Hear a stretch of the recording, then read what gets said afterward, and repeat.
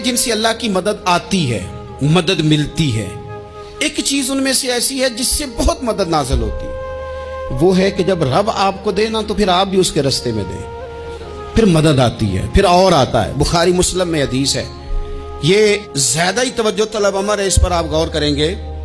حضرت ابو ہریرہ فرماتے ہیں کہ نبی پاک علیہ السلام نے فرمایا ایک شخص نے بادلوں کے اندر سے آواز سنی کہ فلاں آدمی کا کھیت اور باغ خشک ہو گیا ہے، وہاں برسو اور اس کے کھیت کو سیراب کرو۔ وہ بڑا حیران ہوا کہ بادل سے آواز آ رہی، پھر اس نے دیکھا کہ ایک پہاڑی پر بارش ہوئی، وہ بادل وہاں برسا، پھر نالیوں سے ہوتا ہوا پانی ایک طرف چلا، تو جس نے آواز سنی تھی حضور بیان کر رہے ہیں، وہ بھی پیچھے پیچھے چلا کہ پانی کدھر جا رہا ہے۔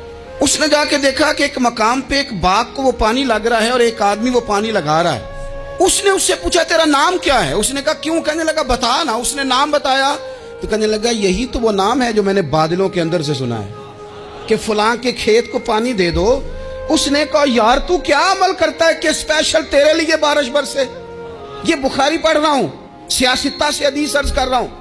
اس سے پوچھا تو کیا کام کرتا ہے کہ جناب اللہ تبارک و تعالیٰ کا حکم کرم آیا کہ خاص تیرے لیے پانی برسے اور تیرے کھیت کو سیراب کرے؟ تو اس نے کہا چھوٹا ذمہ دار ہوں، پر جب فصل اگتی ہے تو 3 حصے کرتا ہوں، ایک حصہ اپنے بال بچوں پہ، بہن بھائیوں پہ خرچ کرتا ہوں، ایک حصہ پورا، اور ایک حصہ دوبارہ کاشتکاری پہ لگاتا ہوں، اور تیسرا حصہ خالص میں نے مسکینوں، یتیموں اور غریبوں کے لیے رکھا ہوا ہے۔ وہ جو تیسرا حصہ، اللہ کرے آپ سمجھے، وہ رب کے بندوں پہ تیسرا حصہ خرچ کرتا ہے نا، تو کریم مالک نے فرمایا جہاں سے غریب کا حصہ جاتا ہے وہ کھیت خشک نہیں رہنا چاہیے، وہ جہاں سے مسکین روٹی کھاتے ہیں وہ خشک نہ رہے، جہاں سے یتیموں کو کچھ آتا ہے کہیں اس کی فصل رہ نہ جائے۔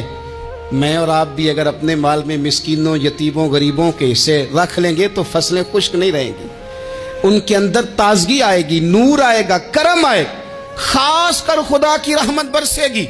مدد اللہ سے چاہیں، اپنی توجہات کا مرکز رب رسول کی ذات کو بنائیں، پھر آپ محسوس کریں گے کہ بڑی جلدی اللہ تعالیٰ کی مدد آنے لگی ہے۔ کبھی آپ صرف کہہ دیں نا میرا رب میرے ساتھ ہے، اس لفظ میں اتنی طاقت ہے کہ دشمن ویسے زہر ہو جاتا ہے۔ زندگی میں کسی سے بھی لڑائی ہو، اچھی طرح سوچ لیں کہ اللہ اس طرف ہے یا اس طرف ہے۔ اگر آپ زیادتی پہ ہیں تو پھر رب مظلوم کی جانب ہے۔ اگر اللہ کی مدد آپ کے ساتھ ہے تو دنیا کی کوئی طاقت آپ کو گرا نہیں سکتی، اور اگر آپ مظلوم کے مقابلے میں ظالم بن کے آپ کھڑے ہو گئے ہیں اور آپ نے رویہ وہ اختیار کیا ہے کہ جس میں مدد نہیں آئے گی، تو پھر یاد رکھ لیں کہ آپ کوئی بھی ہیں، کہاں بھی ہیں، آپ کمزور ہیں۔ طاقتور تھے ابتدائے اسلام میں، ظاہری طاقت تھی کفار مکہ کے پاس، وہ ڈنڈوں سے مارتے تھے غریبوں کو، ان کے ہاتھوں میں ڈنڈے تھے، پر خدائی طاقت ان مظلوموں کے ساتھ تھی۔ صاحب زرقانی نے لکھا ہے، حضرت زنیرہ رضی اللہ تعالیٰ عنہ ایک لونڈی ہیں، غریب ہیں، ماڑے دا کی کام محمد نس جانا یا رونا، غریب سادی بی بی اور لونڈی کنیزہ، ایک مشرک کی کنیزہ تھی، انہوں نے کلمہ پڑھ لیا، وہ ڈنڈوں سے مارتا، دروں سے مارتا، تکلیف دیتا۔ حضرت زنیرہ رضی اللہ تعالیٰ عنہ کو اتنا مارا، اتنا مارا۔ اب آپ ایک اور پہلو پر بھی غور کریں، مار بھی پڑ رہی ہے پر خدا ادھر ہی ہے، اللہ کی مدد ادھر ہی ہے۔ رب کہتا ہے کہ پہلے تو صبر کرنا، ان اللہ مع الصابرین، تو صبر کرے گا تو پھر رب کی معیت ملے گی، ذرا ٹھہرنا، تو تھوڑا ڈٹنا۔ ان الذین قالوا ربنا اللہ ثم استقاموا تتنزل علیہم الملائکہ، تو کہے اللہ میرا رب ہے، پھر تو پہلے ڈٹ، پہلے تو نے ڈٹنا ہے۔ ثم استقاموا، جو ڈٹ گیا، تتنزل علیہم الملائکہ، ڈٹنے والے کے لیے مدد آتی، پہلے تھوڑا ٹھہرنا پڑتا ہے، پہلے تھوڑا صبر کرنا پڑتا ہے، حوصلہ کرنا پڑتا، اس کے بعد مدد آتی۔ مار پڑ رہی ہے، مارا جا رہا ہے حضرت زنیرہ کو، ان کا مالک جو ہے ظاہری آقا وہ مار رہا ہے، یہ کنیزہ ہے، اتنا مارا، اتنا مارا، ان کی بینائی چلی گئی، نظر آنا بند ہو گیا۔ ابو جہل آیا اور کہنے لگا زنیرہ دیکھا نا ہمارے بت تیری آنکھیں لے گئے، معاذ اللہ، لات و منات ہمارے بتوں نے تجھے اندھا کر دیا۔ اب ایسا نہیں ہے کہ بیوی روتی جا رہی ہے مایوسی مایوسی معاذ اللہ پریشانی غریبی بڑی ہے پوچھنے والا کوئی نہیں، یہ باتیں نہیں. کیا جملے ہیں خاتون کے، کیا لفظ ہیں. ابو جال نے تنزیہ کہا معاذ اللہ، کہنے لگا دیکھا نا ہمارے بتوں نے تجھے اندھا کر دیا.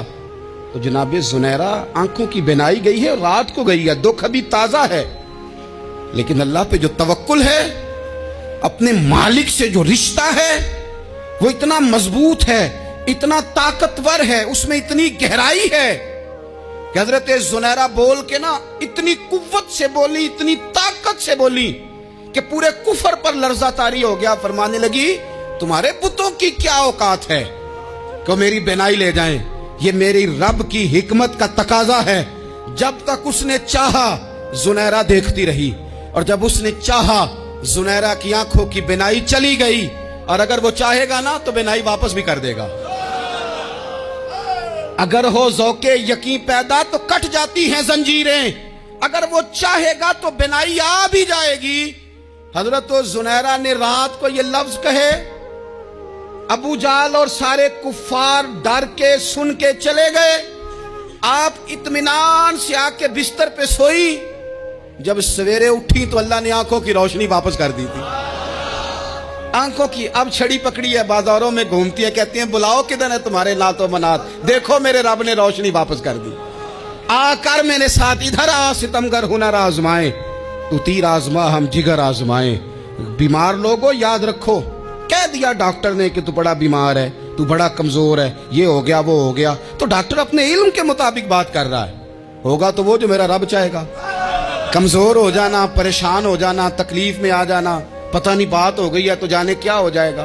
اپنی زندگی کے اندر اپنے رب سے رشتہ مضبوط کریں، رسول کائنات سے رشتہ مضبوط کریں، اللہ والوں سے رشتہ مضبوط کریں. حضرت زنیرہ نے پیغام دیا کہ زندگی میں جو جینا چاہتے ہیں تو وہ رب کا نام لے کے جی سکتے ہیں. جو اپنی زندگی میں خوشیاں دیکھنا چاہتے ہیں تو رسول اللہ کے نام پر خوشیاں دیکھی جا سکتی ہیں. توکل کی بنیاد پر بندہ خوشیاں لے سکتا ہے. اور اگر انسان میں توکل نہیں ہے تو پھر وہ اس کالے جادو سے بھی ڈر رہا ہے، وہ نیلے سے بھی ڈر رہا ہے، وہ پیلے سے بھی ڈر رہا ہے، وہ فلانے سے بھی ڈر رہا ہے، وہ میرے خلاف فلانا رشتہ دار سازش کر رہا ہے تو ڈر رہا ہے، فلانا میرے بارے میں یہ کر رہا ہے تو ڈر رہا ہے، وہ پتہ نہیں دنیا ادھر ہو جائے گی تو کیا ہو جائے گا. اٹھ باندھ کمر کیوں ڈرتا ہے، پھر دیکھ خدا کیا کرتا ہے. تو اس ساری گفتگو کا نچوڑ آپ کو یہ عرض کیا ہے.